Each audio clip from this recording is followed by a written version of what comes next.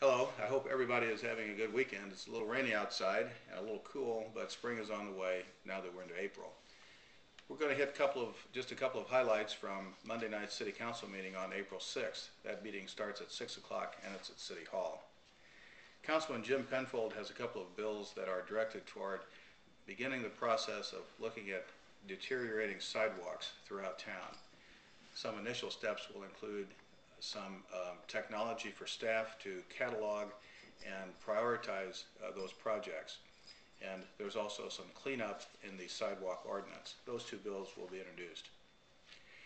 It looks like there might be a new restaurant located close to the corner of Stadium and Southwest Boulevard at 1707 Stadium Boulevard, and there's a rezoning request for that. There's also going to be kind of an interesting discussion. We don't run into it very often. There's a pretty significant public works project for some infrastructure at Mississippi and Huff Park and Ellis Boulevard and Green Meadow. It's essentially a stormwater project. 9 times out of 10 we accept the low bid. In this particular case, staff is recommending that we take the lowest and best bid, and it means that there was another bid that was lower, but in staff's opinion was not the best bid. That's always a good discussion with the council since it's taxpayer dollars at work, and that's Bill 2008-166. One of the more interesting projects, and really a long-range a dream of many of us, we don't have a visitor center in Jefferson City for our state capitol complex. We've been looking for opportunities for that, and the city actually has some property down in Mill Bottom. It's the old Ameren UE power plant, and we formed a committee, an ad hoc committee to entertain proposals for a redevelopment of that site.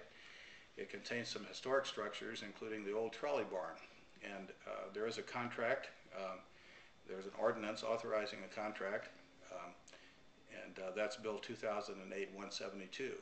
And it's just an initial stage. It really gives the bidder the opportunity to go out and do some due diligence, but it offers up the property to that developer for purposes of coming up with a game plan to create a visitor center. The State Division of Tourism has expressed some interest in leasing space. It would be an excellent spot for tourists to come close to the Capitol complex, park, get a map, rent a bike.